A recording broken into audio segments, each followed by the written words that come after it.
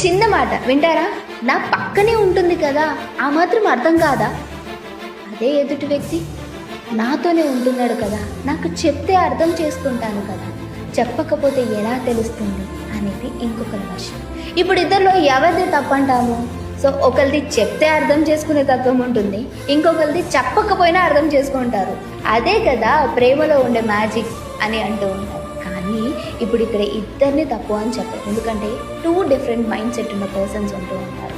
So ఒకరికి చెప్తే అర్థం చేసుకున్నప్పుడు వాళ్ళకి చెప్పండి, ఇంకొకరికి చెప్పకపోయినా అర్థం చేసుకుంటున్నారు అని అంటే వాళ్ళని మీరు అర్థం చేసుకోండి. అంటే మీరు ఒక పర్సన్ దగ్గర నుంచి ప్రేమ కావాలి అనుకుంటే ఆ మనిషి ఎలా ఉన్నారు అనేది ఫస్ట్ మీరు అర్థం చేసుకోండి. అప్పుడు ఆ ఇద్దరి మధ్య ఆ గొడవలు అనేవి రావు.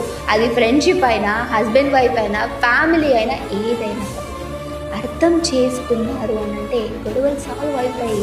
లేదు నేను ఆర్గ్యుమెంట్ చేస్తాను అని అంటే తప్పెవరిది తెలుసుకోలేక ఆ బంధం మధ్యలోనే తెలిసింది.